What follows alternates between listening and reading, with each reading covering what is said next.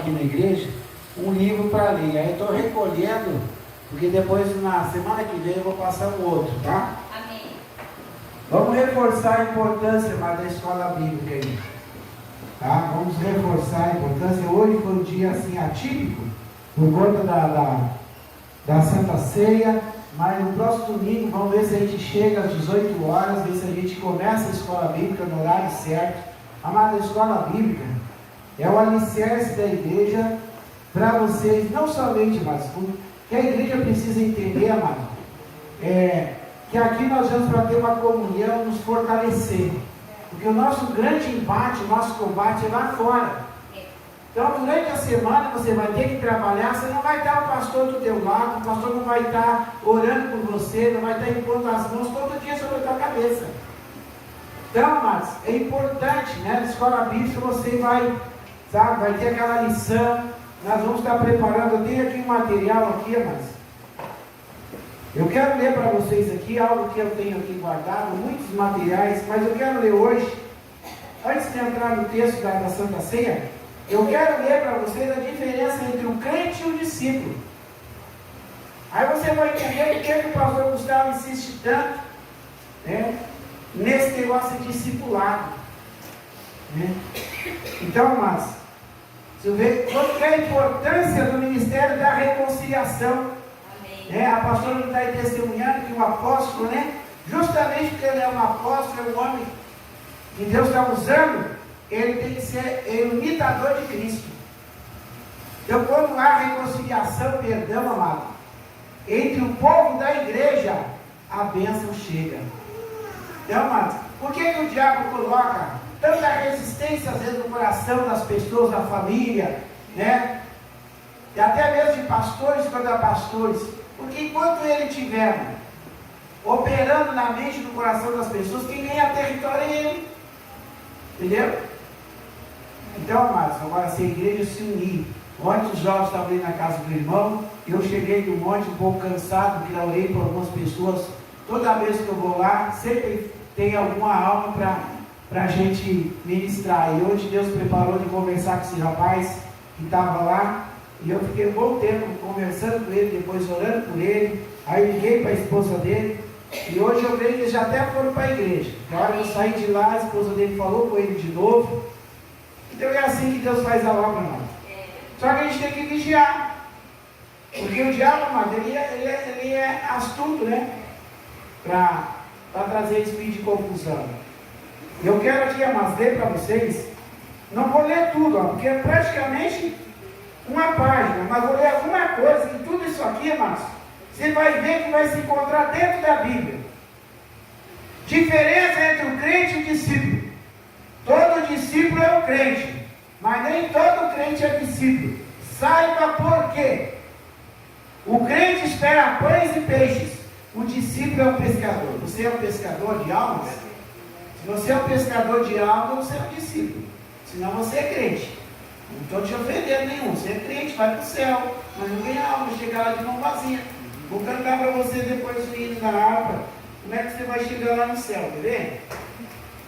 O 16, vou cantar para você. Se chegar lá no céu, se ganhar alma, você vai chegar assim, ó. Posso ter as mãos vazias, com Jesus me encontrar. Nada fiz em os dias que Ele posso apresentar. Posso ter as mãos vazias, com Jesus eu me encontrar. Quantas almas poderia ao Senhor apresentar? Então, se você é crente, você não vai ter o que apresentar. Mas eu sou crente, pastor. Tem até uma ilustração que eu vou. Esse dia eu contei para o irmão que é diácono. Diz que o irmão faleceu, ele era diácono.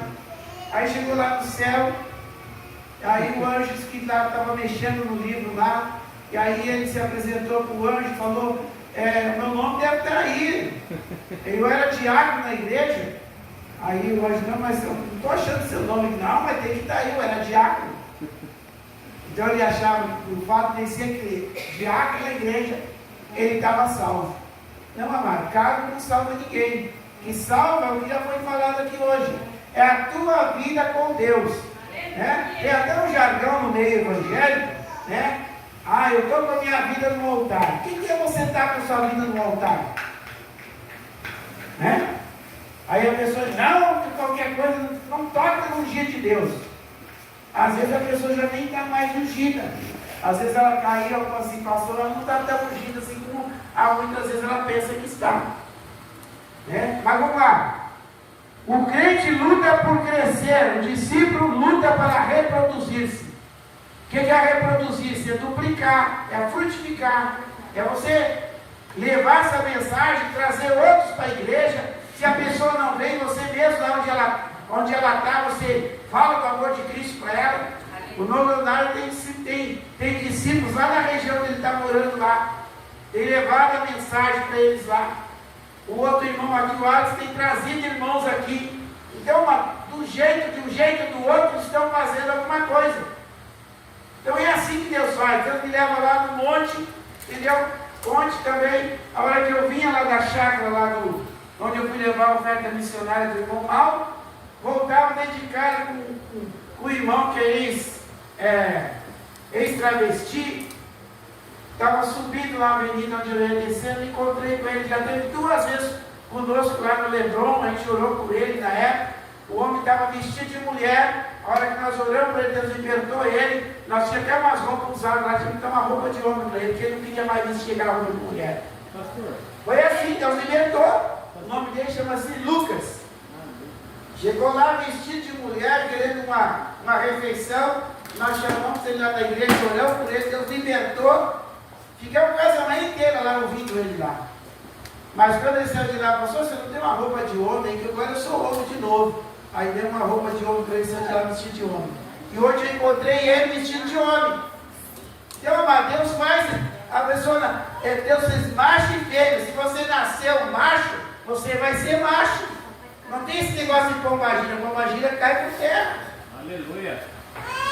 Então aqui, o crente se ganha, o discípulo se faz. O crente depende dos afagos do seu pastor, o discípulo está determinado a servir a Deus.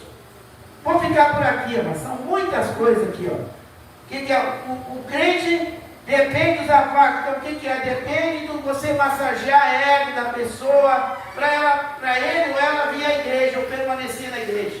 O discípulo não, ele está levando pancada, o diabo está atacando ele, mas ele, como ele é servo de Deus, Deus manda ele ficar naquela igreja, o pastor às vezes nem dá oportunidade para ele, mas ele está ali. A hora que Deus dá a oportunidade, ele faz a obra. Porque a oportunidade para aqui na igreja, para nós pegar para frente, é uma bênção. Agora que a oportunidade nossa maior é lá fora, orar pelos que estão perdidos, para aqueles que estão caindo. É lá mas aqui dentro nós nos fortalecemos. Aqui dentro nós oramos uns com os outros, nos fortalecemos. Tá?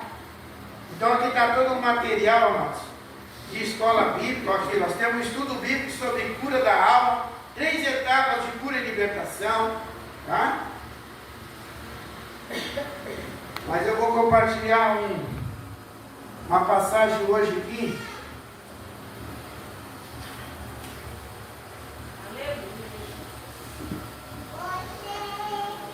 Antes de entrar no tema, eu quero falar rapidamente sobre isso aqui. Uma apostila que eu tenho de um estudo aqui sobre o que é intercessão. Tá? Porque muita gente, amado, às vezes também, eu sinto de orar por tal coisa. Então, se você sente de orar, você sente de orar pelas pessoas, porque tem gente que diz, eu gosto de orar, mas ora o tempo inteiro orando e pedindo coisas para Deus. Senhor me dá isso, Senhor me dá aquilo, Senhor me protege. Nunca intercede por ninguém. Tem uma forma de você ganhar alma também, é orando pelas pessoas. Você também é um intercessor. O que é intercessão? Interceder é colocar-se no lugar do outro e pleitear a sua causa, como se for a sua própria. É estar entre Deus e os homens, a favor destes, tomando seu lugar e sentindo sua necessidade de tal maneira que luta em oração até que alcance a vitória na vida daquele por quem intercede. O intercessor é o que busca a Deus, não em causa própria, mas por causa do próximo. O intercessor se coloca numa posição de sacerdote entre Deus e os homens, para pleitear as suas causas. Intercessão é dar luz ao reino do Espírito, para as promessas e propósitos de Deus se manifestem na terra, descobrindo o que está no coração do Senhor. É captar a mente de Cristo, de modo a ver as circunstâncias como Cristo os vê, de tal maneira que a sua vontade e propósito divino sejam cumpridos na vida dos homens e das nações. Então, antes de eu e você entregar a vida para Jesus, com certeza alguém orou por nós. Tá? Amém? Vamos agora então no tema. Tem muitas coisas lá para a gente compartilhar, mas o tempo é escasso. Por isso que eu desejo que todos se interessem por essa escola bíblica, mas que todos venham mais cedo. E outro detalhe, mais uma vez, nós estamos lendo o livro de Apocalipse, já temos no capítulo 3, tá? Eu vou todo dia colocar lá no grupo da igreja uma porção desse livro. Abra sua Bíblia aí para o livro de 1 Coríntios capítulo 11.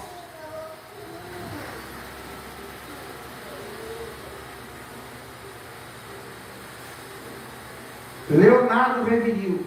Quem escreveu esse livro aqui? Por que tarda o pleno avivamento? Esse senhor aqui já faleceu há mais de 30 anos. Então, amado, veja o que é o legado de uma pessoa. Não é só esse livro que ele deixou escrito, tem muitos outros livros. Mas esse aqui, até hoje, é publicado e muito vendido esse livro. Por que tarda o pleno avivamento? Viu?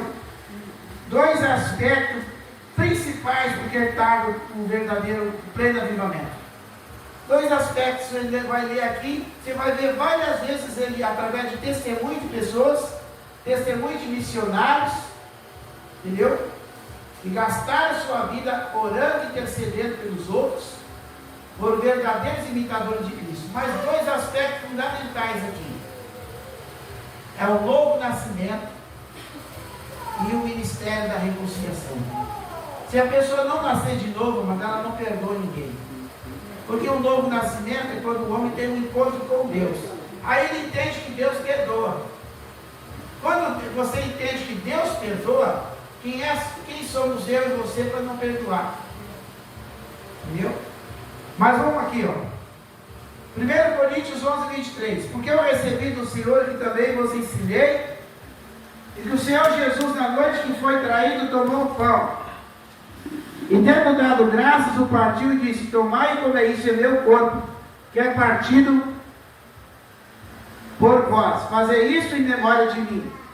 Semelhantemente também, depois de cear, tomou o cálice, dizendo: este cálice é o Novo Testamento, ou seja, a nova aliança.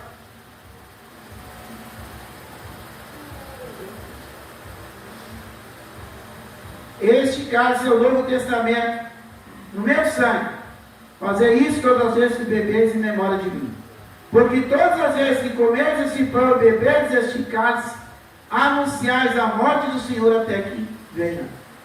Portanto, qualquer que comer este pão e beber o cálice do Senhor indignamente, será culpado do corpo e do sangue do Senhor. Examine-se, pois, o homem a si mesmo, e assim coma deste pão e beba deste cálice. Porque come e bebe dignamente, come e bebe para a sua própria condenação, não discernindo o corpo do Senhor.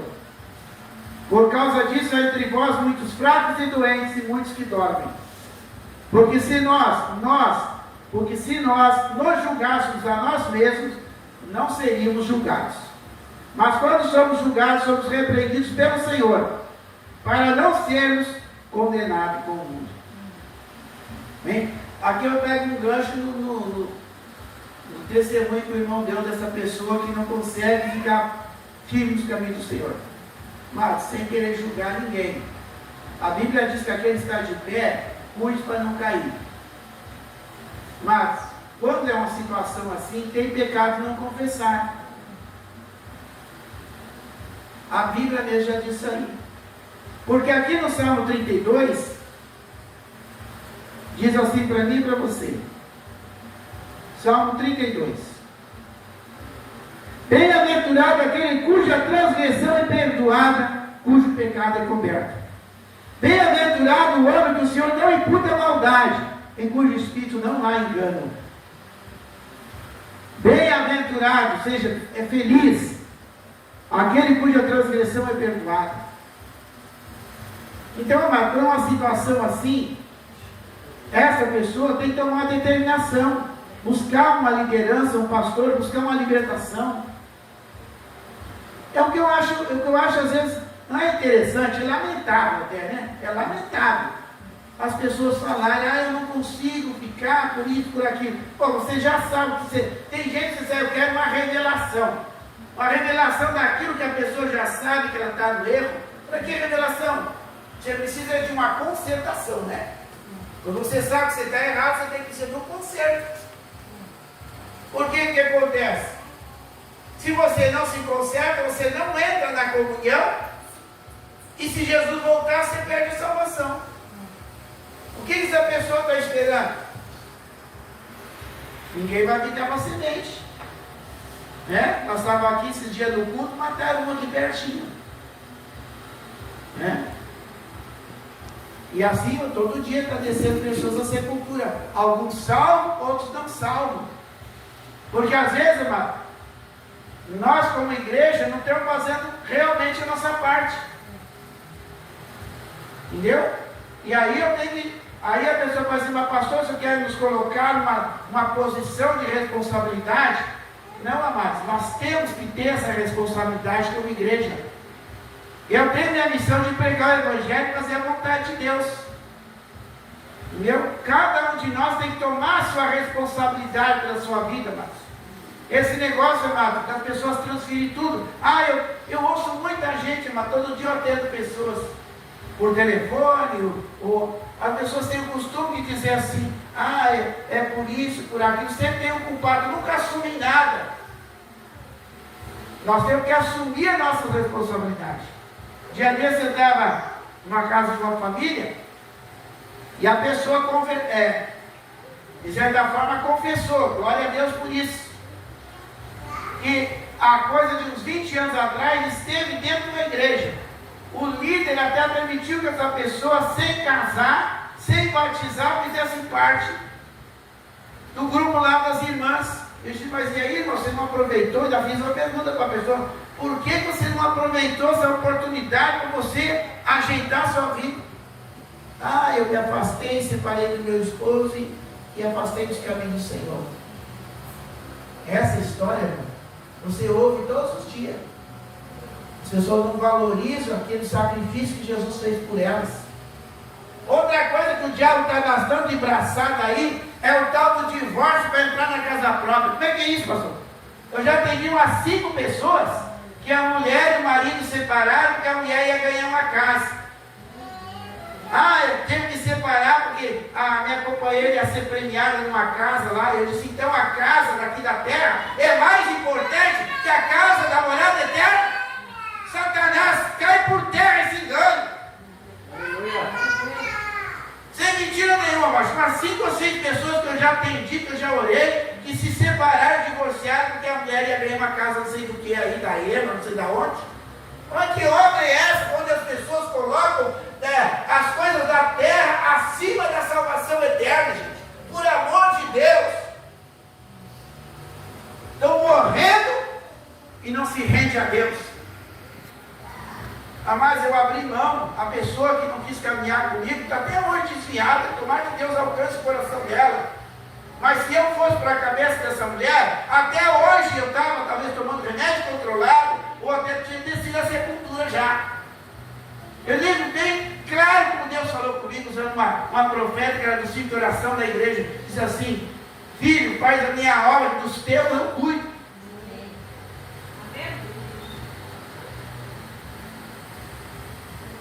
Então, amados, o diabo já tentou contra minha filha, essa que está tendo faculdade esse ano, mas ele não tem poder, porque eu prevaleci, porque Deus me fortaleceu, não porque eu sou forte, porque Deus me deu graça, amados.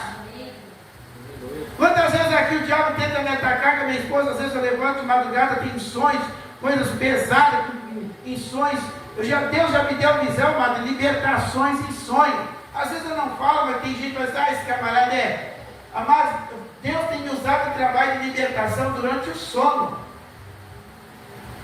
Eu Deus tem usado a minha vida de fazer libertação em pessoas no sono, em sonho.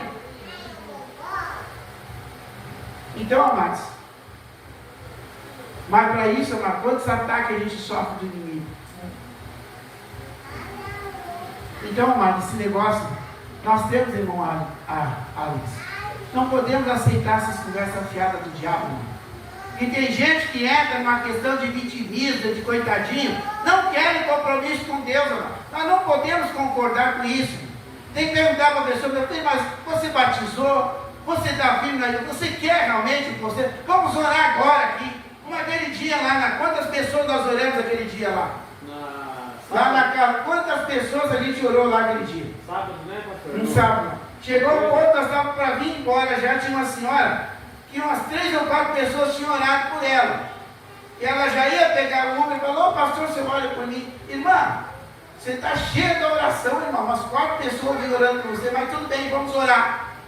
Botei a mão na cabeça dela e ministrei as armaduras de Deus. Amados, a pessoa precisa tomar posse. O que acontece?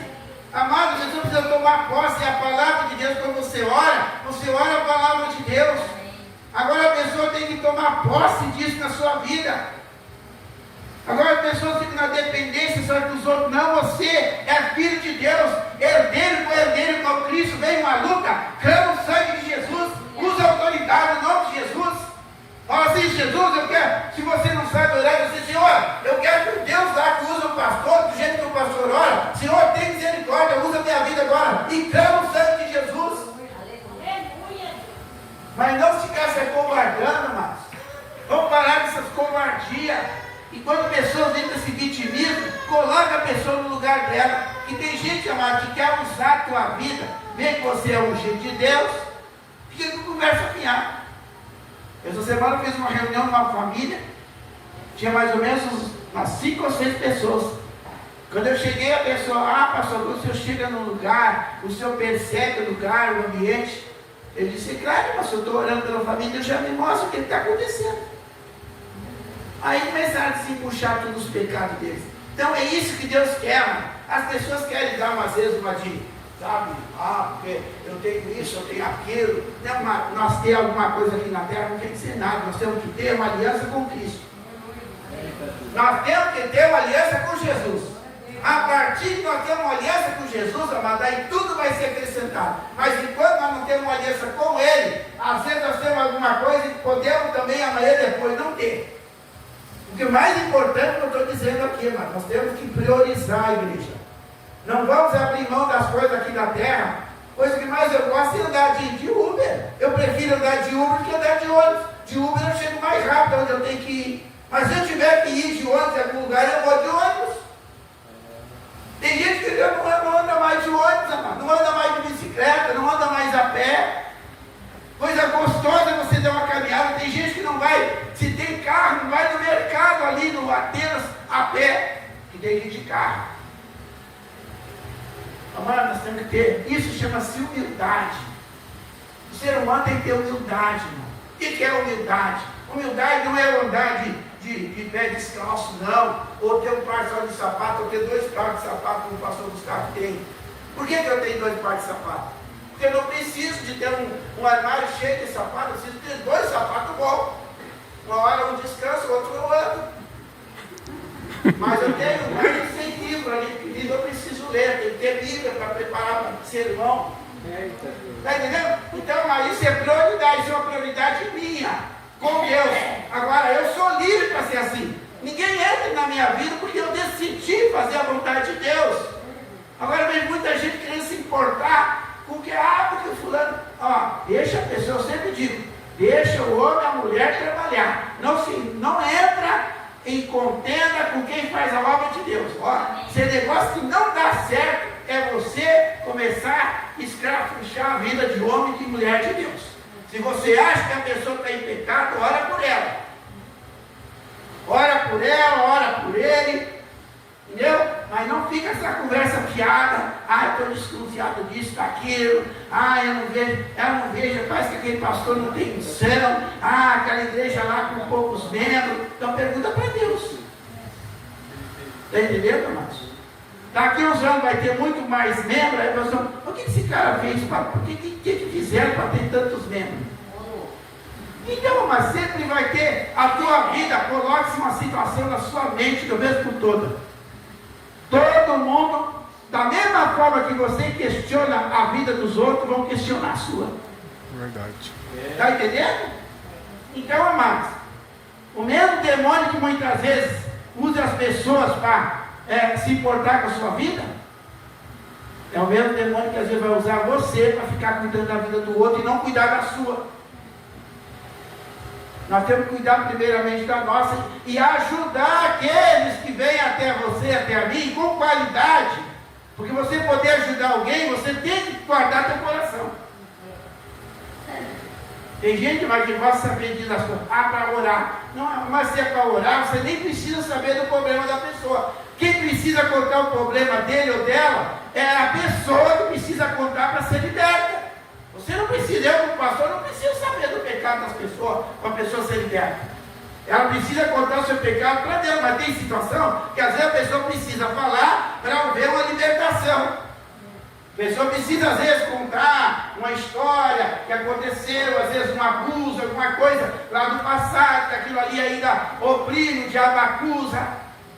Tudo bem, mas eu como pastor tenho que ouvir e cair no mar do esquecimento. Eu não tenho que ficar a vida inteira, até porque depois que a pessoa confessa e deixa, mas ela é um filho, uma filha de Deus transformado, não é mais a mesma pessoa.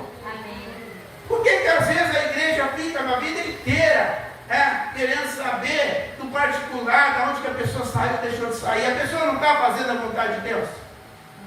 Normalmente quem fica especulando a sua vida é quem não tem o que fazer ou não faz nada para Deus. Você não veio aqui para ouvir essa mensagem, né? Com certeza você nem pensou que eu ia pregar isso, né? E olha que eu não dei nem uma cesteadinha hoje, eu fui para o monte orar. É isso aí. Entendeu, amados? Então vamos alinhar nossa vida, amados. Tem muitas almas sofrendo que nós precisamos. Se você vai ouvir uma pessoa, ouça e esqueça o que ela contou para você. E muita gente tem morrido, muita gente hoje não quer mais entrar nas igrejas, ou não dá crédito mais para os pastores, irmãos, porque muitas vezes estavam dentro da igreja, e foi dentro da igreja que a sua vida esculhambou. Eu tenho uma família aqui, uma das famílias, que eu já visitei aqui no Copavila, e está uma luta para trazer. A mãe veio até os 2 cultos aqui, mas a filha tem sido usada pelo diabo para a mãe não vir aqui. A mãe me confessou essa semana: pastora, minha filha pode me deixar, mas ela não, sempre tem uma desculpa que não pode me deixar lá na igreja. E essa semana essa senhora não veio e foi para uma chácara. E assim está cheio de gente, amados, que está escandalizado com a igreja. A igreja somos eu e você. Eu e você temos que desescandalizar essas pessoas com o nosso testemunho de amor. Desescandalizar você tem que mostrar para essas pessoas que vêm até a mim, até você, que nós, não é que nós somos melhor, é que nós somos imitadores de Cristo e queremos fazer melhor, queremos imitar a Cristo.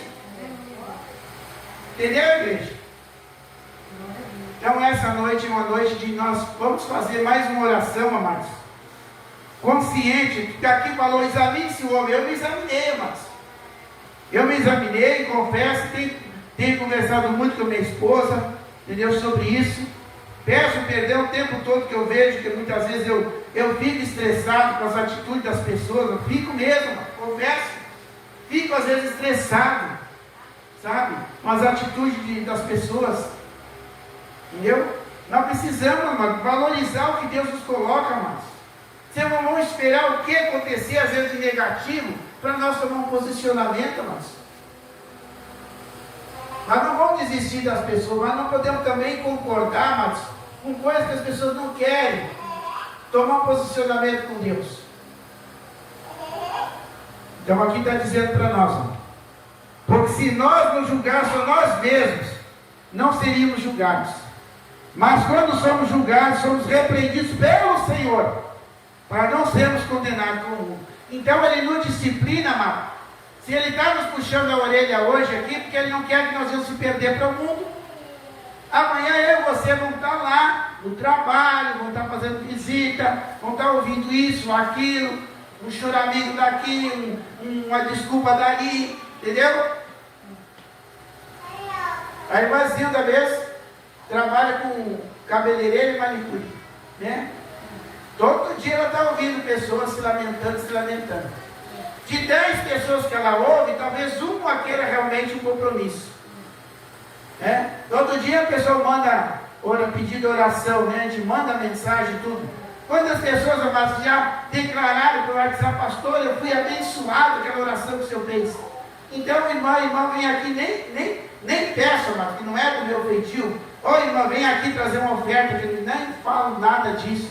Eu só digo, então vem aqui uma tarde da bênção e dá esse testemunho. Mas a pessoa não vem. Então é ele, então qual é a minha oração? É Deus, essa pessoa com Deus. Eu não preciso dessas pessoas, amado, para que Deus continue usando a minha vida, usando a vida da pastora, usando a vida de cada um de nós que quer um compromisso com Ele. Ah, pastor, mas como nós vamos viver num mundo sem ter comunhão com as pessoas? Amados, tem as pessoas certas que vão abençoar a sua vida. Isso também é um discernimento espiritual que nós temos que ter. Você não tem que ficar mendigando amor de ninguém. Você tem que se transbordar em amor por todos. Vai ter aqueles que vão te amar, vai ter aqueles que vão te odiar, e você vai ter que aprender a conviver com isso. E quem te ensina, e quem ensina a nós a conviver com tudo isso, é o Espírito Santo de Deus. E para você aprender e conviver dessa forma, você tem que ter uma intimidade com Ele. Para de repente você não está querendo ajudar Deus. Eu falo para a pastora, eu pego no pé dela: tal lugar não é para ir. Deus já falou comigo: abençoa os irmãos lá. Abençoa. Tem lugar que eu não vou mesmo, mas se Deus mandar eu ir a algum lugar, eu vou. Vou lá no monte orar, cuide daqueles que estão doentes. Agora, gente, amado, que já caminhou comigo, que não valorizou, ou que não, eu abençoo e deixo lá. A pessoa não quer, eu vou ficar agora me humilhando para a pessoa não quer uma comunhão contigo. É isso que nós precisamos entender, mas quer ver? Que está dentro da Bíblia que eu estou te falando, não é coisa da minha cabeça, quer ver? Para encerrar isso aqui, se eu tiver errado nisso, Deus me perdoe, mas eu não estou errado. Tenho certeza que nessa situação eu não estou errado. Nós temos que ter uma testificação do Espírito Santo sobre comunhão. Quer ver? Romanos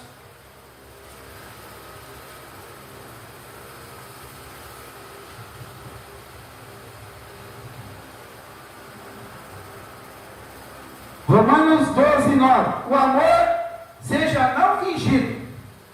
Aborrecei o mal, apegai-vos ao bem. Amai-vos cordialmente uns aos outros, com amor fraternal, preferindo em honra uns aos outros. Não sejais vagarosos no cuidado,